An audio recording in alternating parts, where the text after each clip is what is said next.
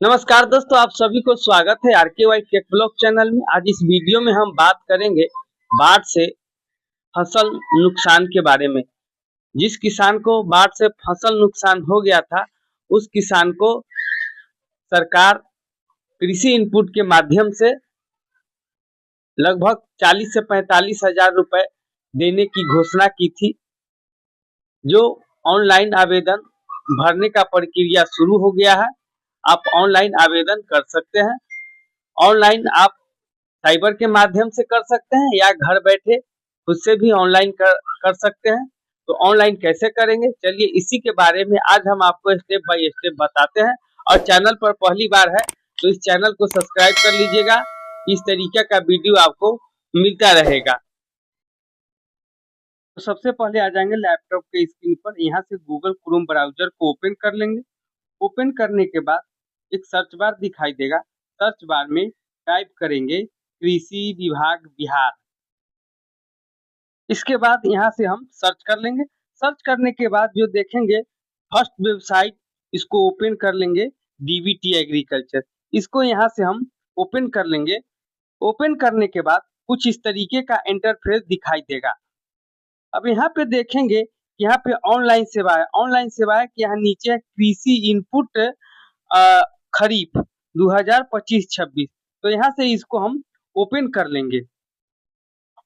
Open करने के बाद कुछ इस तरीके का इंटरफेस दिखाई देगा।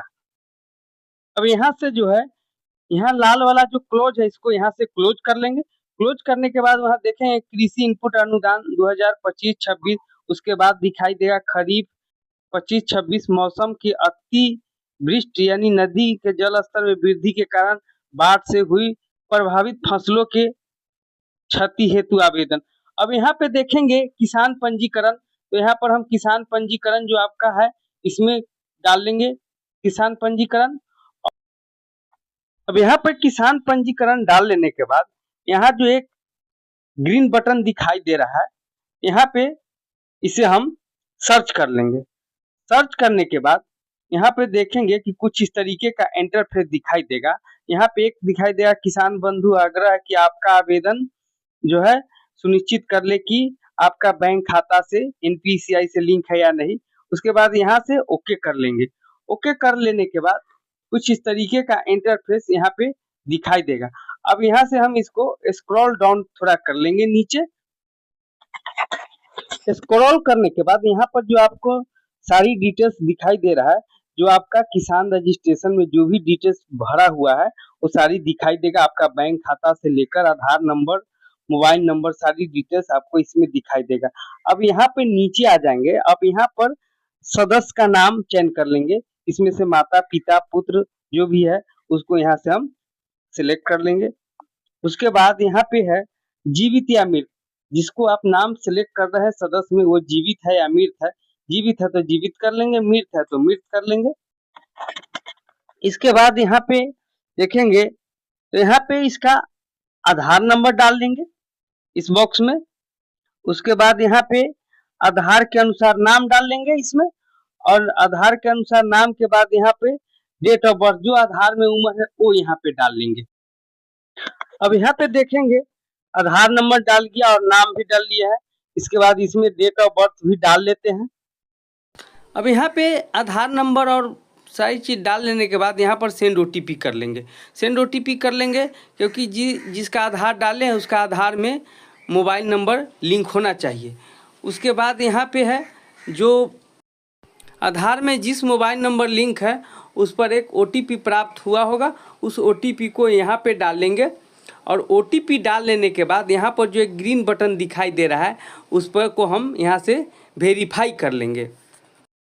अब यहाँ पे वेरीफाई हो जाने के बाद अब यहाँ पे देखेंगे एक सक्सेस का बटन दिखाई देगा।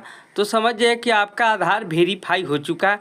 उसके बाद यहाँ पर सेव मैसेज है, तो यहाँ पर हम सेव मैसेज कर लेंगे। उसके बाद नीचे स्क्रॉल करके नीचे आ जाएंगे। अब यहाँ पे दिखाई देगा कि खेती करने योग्य कुल जमीन। यहाँ पे जितना जमीन आप खेती कर रहे हैं उतना जमीन यहाँ पे इसमें डाल देना है। उसके बाद यहाँ पे आ जाएंगे। अब यहाँ पे देखेंगे किसान का प्रकार। तो किसान का प्रकार में 3 ऑप्शन आता है। पहला है स्वयं भूधारी, जो खुद का जमीन है, और दूसरा का है वास्तविक खेतीहर, यानी आप किसी दूसरे का खेत बो रहे हैं, वो उसका ऑप्शन है। और यहाँ पर है स्वयं भूधारी प्लस वास्तविक खेतीहर, यानी दोनों, मतलब वास्तविक खेतीहर और स्वयं का भूधारी। तो इसमें आप टिक करके अप्लाई कर सकते हैं। इसके बाद अब यहाँ पे देखेंगे क्षति का कारण। क्षति का कारण में चयन करेंगे अति वृष्टि या नदी के जल स्तर में वृद्धि के कारण। इसमें यहाँ पर टिक कर लेंगे।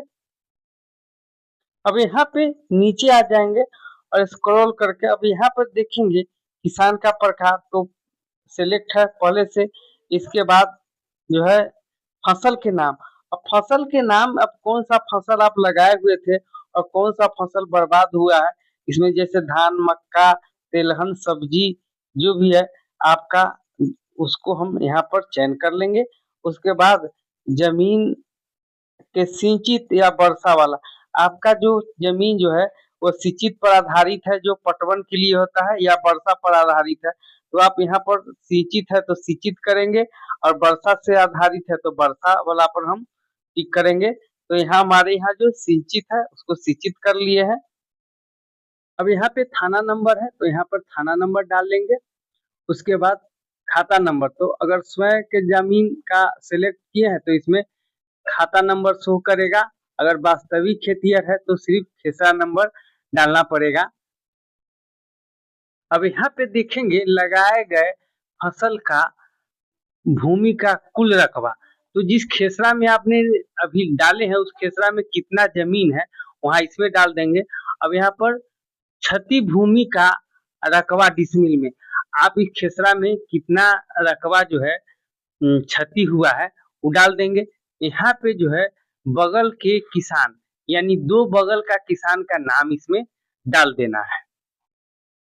अब यहाँ पे देखेंगे कि न्यू रो, तो इस पर जैसे ही क्लिक करेंगे तो एक सीरियल नंबर 1 था, अब सीरियल नंबर 2 हो गया। तो ये इसलिए होता है कि एक खाता में कई गो खेसरा होता है और हर खेसरा में अलग अलग रकबा डिसमिल में होता है।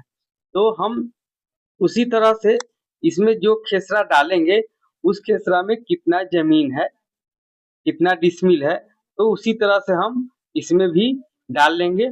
और बगल का जो 2 किसान है उसका नाम इसमें हम डाल देंगे। अब यहाँ पे जैसे जैसे आपका खेसरा बढ़ेगा या ज्यादा होगा वैसे वैसे इस तरह का कर आप बढ़ाते चल जाएंगे। अब यहाँ पे देखेंगे कि आपका जितना भी रकबा जैसे जैसे डालते गए हैं उसी तरह से आपका यहाँ पे पैसा भी दिखाते जाएगा कि कुल आपका अनुमानित देय राशि कितना होगा। यहाँ पे ये हरे वाला में दिखाई दे रहा है। अब यहाँ पे देखेंगे एक शपथ पत्र। शपथ पत्र में यहाँ तीनों में टिक लगाना है।